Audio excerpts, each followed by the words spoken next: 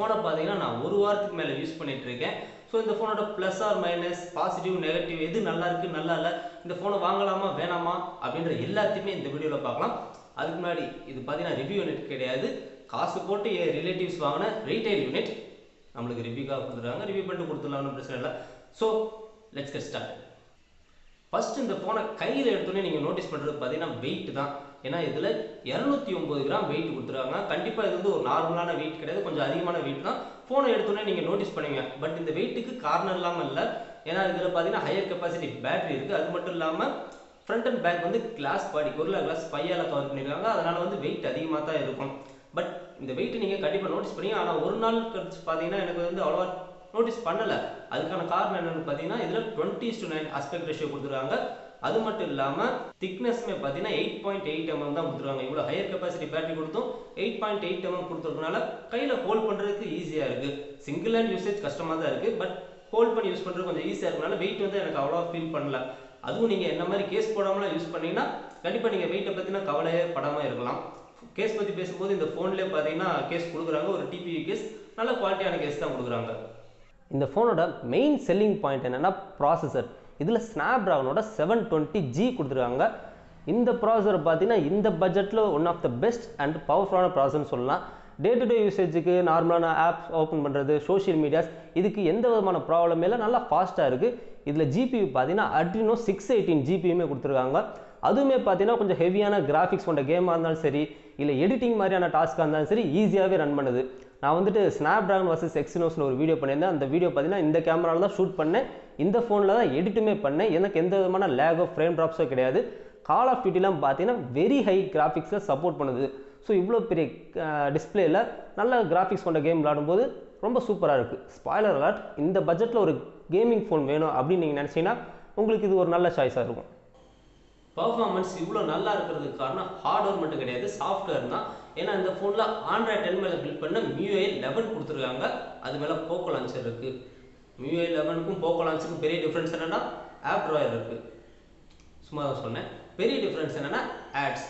ஏன்னா இந்த ஃபோன் பார்த்தீங்கன்னா ஒரு ரெட்மி Note 9 ப்ரோவோட ஒரு ரீபிராண்டிங் தான் பண்ணியிருக்காங்க. ஸோ அந்த ரெட்மி Note 9 ப்ரோவில் பார்த்தீங்கன்னா ஆட்ஸ் வந்து நிறைய வரும்.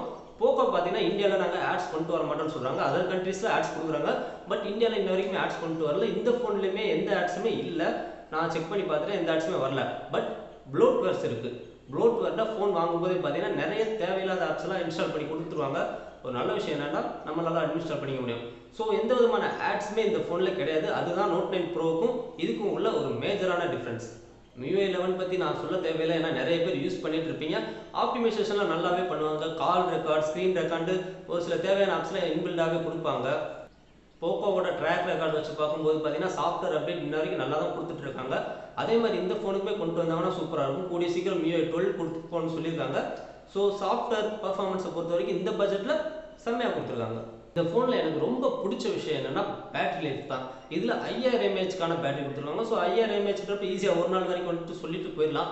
பட் நாம் 5000 mAh எக்ஸ்பெக்ட் பண்ணுற பேட்டரியை விட கொஞ்சம் அதிகமாகவே கிடைக்கிது. இதுக்கான காரணம் என்னென்னு பார்த்தீங்கன்னா MIUIயோட ஆப்டிமைசேஷன் தான். இன்ஃபேக்ட் நான் கொஞ்ச நாள் முன்னாடி வரைக்கும் சாம்சங்கோட M31s யூஸ் பண்ணிட்டு இருந்தேன். அதில் 6000 mAh பேட்டரி கிடச்சிச்சு.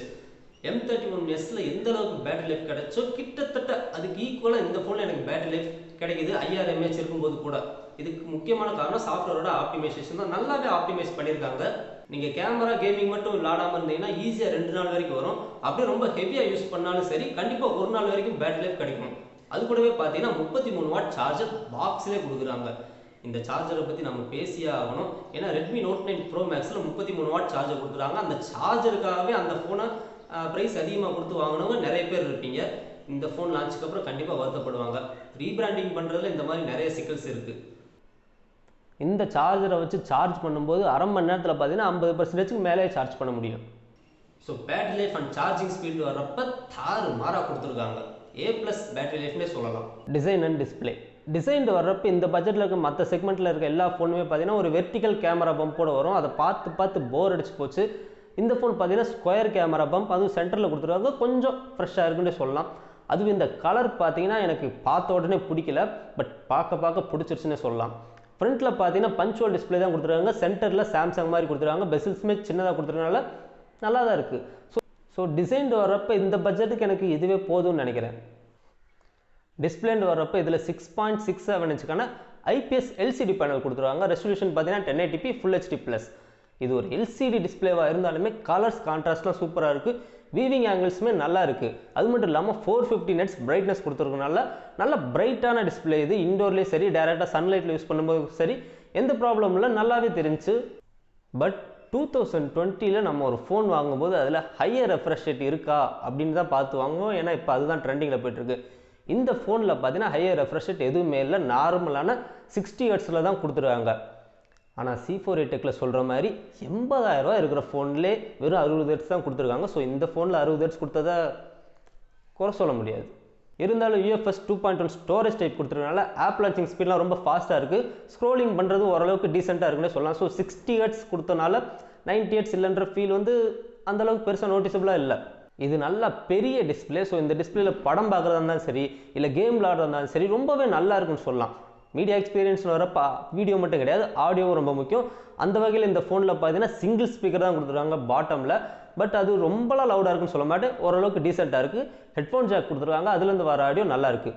ஃபிங்கர் பிரிண்ட் பார்த்தீங்கன்னா சைடில் பவர் பட்டனோட சேர்த்து கொடுத்துருக்காங்க. அது நல்லா ஃபாஸ்ட்டாக அக்யூரேட்டாக இருக்குது, எந்த ப்ராப்ளமுமே இல்லை. அதோட இது ஒரு ஷாமி ஃபோன். ஸோ இதில் பார்த்தீங்கன்னா ஐஆர் பிளாஸ்டர் கொடுத்துருக்காங்க.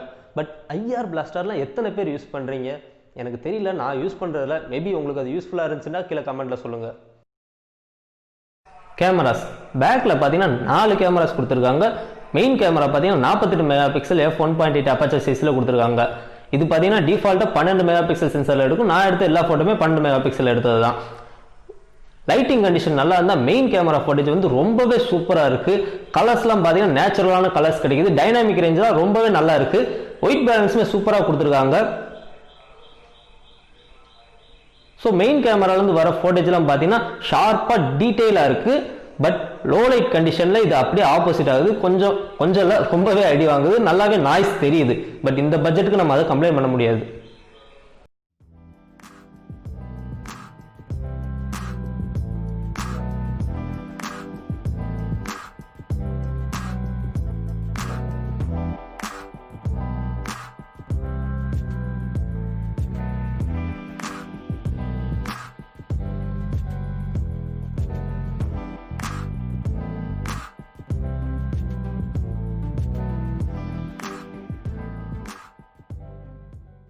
அடுத்து பார்த்தீங்கன்னா 8 மெகா பிக்சலுக்கான அல்ட்ரா வைட் சென்சர் கொடுத்துருக்காங்க. அல்ட்ரா வைட்னால நிறைய ஏரியா கவர் பண்ணுது. பட் இதில் டைனாமிக் ரேஞ்ச் அந்த அளவுக்கு ஒயிட் பேலன்ஸுமே சரியா இல்லாதனால கொஞ்சம் வாஷ்ட் அவுட்டாக இருக்கு. கலர்ஸ் வந்து அந்த அளவுக்கு பர்ஃபெக்டாக இல்லை. பட் நம்ம அல்ட்ரா வைட் வந்து ஒரு பெர்ஸ்பெக்டிவாக தான் எடுக்கிறோம், அதனால அதோட வேலையை இது நல்லாவே செய்யுதுன்னு சொல்லலாம். இது இல்லாமல் 5 மெகா பிக்சல் மேக்ரோ கேமரா கொடுத்துருக்காங்க. அது வந்து ஓரளவுக்கு டீசென்டான மேக்ரோ கேமரா எடுக்குதுன்னு சொல்லலாம். 2 மெகா பிக்சல் டெப்த் சென்சாரும் கொடுத்துருக்காங்க. செல்ஃபின்னு வரப்போ 16 மெகா பிக்சல் செல்ஃபி கொடுக்குறாங்க. 20,000 ரூபாய்க்குள்ள இருக்க எல்லா ஃபோன்ஸ்லையுமே ஒரு நார்மலான செல்ஃபி கேமராஸ் தான் கொடுத்துருப்பாங்க. ஆகா ஃபோன்லாம் சொல்ல முடியாது. அதே மாதிரி தான் இதுலையுமே ஒரு டீசெண்டான செல்ஃபி கேமரா கொடுத்துருக்காங்க.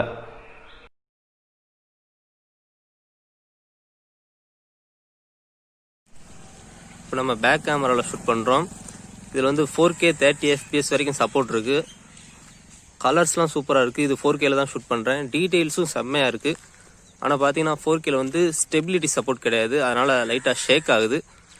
இன்னொரு ட்ராபேக் என்னென்னா 4Kல வந்து மெயின் கேமரா மட்டும்தான் எடுக்க முடியும். அல்ட்ரா வைடை யூஸ் பண்ணி 4K எடுக்க முடியாது. இப்போ நான் 1080p 30 FPSல எடுத்துகிட்டு இருக்கேன். அல்ட்ரா வைடில் ஷூட் பண்ணுறேன். ஸ்டெபிலிட்டி எப்படி இருக்குன்னு சொல்லுங்கள். நான் வாக் பண்ணிட்டே தான் இருக்கேன். அல்ட்ரா வைடில் ஷூட் பண்ணும்போது நிறைய ஏரியா கவர் ஆகுது, நல்லா இருக்குது பார்க்குறதுக்கு வீடியோ. முக்கியமாக ஸ்டேபிளாகவும் இருக்குது. ஸோ மேக்ஸிமம் நம்ம 1080p தான் யூஸ் பண்ணுவோம். அப்படி இருக்கும்போது இந்த 1080p வந்து ரொம்ப சூப்பராக இருக்குது. இப்போ வந்து ஃப்ரண்ட் கேமராவில் ஷூட் பண்ணிகிட்ருக்கோம். 1080p 30 வரைக்கும் ஃப்ரண்ட் கேமராவில் சப்போர்ட் இருக்குது.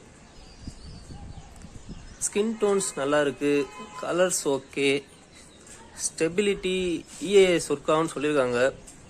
இப்போ நான் வாக் பண்ணிட்டே எடுக்கிறேன். மைக் குவாலிட்டி எப்படி இருக்குன்னு பார்த்து சொல்லுங்கள். ஃப்ரண்ட் கேமரா ஓகே தான். இந்த 5 மெகா பிக்சல் மேக்ரோ கேமரா வச்சு உங்களால் வீடியோ கூட எடுக்க முடியும். உண்மையை சொல்லணும்னா எனக்கு அந்த மேக்ரோ ஃபோட்டேஜை விட மேக்ரோ வீடியோஸ் தான் ரொம்ப பிடிச்சிருக்கு.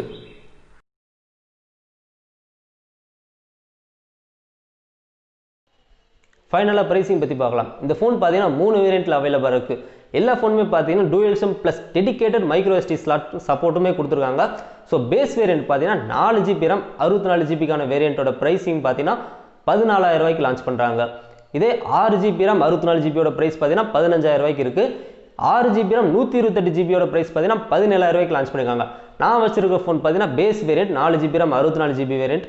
அவர் பார்த்தீங்கன்னா மெமரி கார்டு யூஸ் பண்ணுவேன்னு சொன்னால அந்த வேரியண்ட்டே போதுன்ட்டாங்க.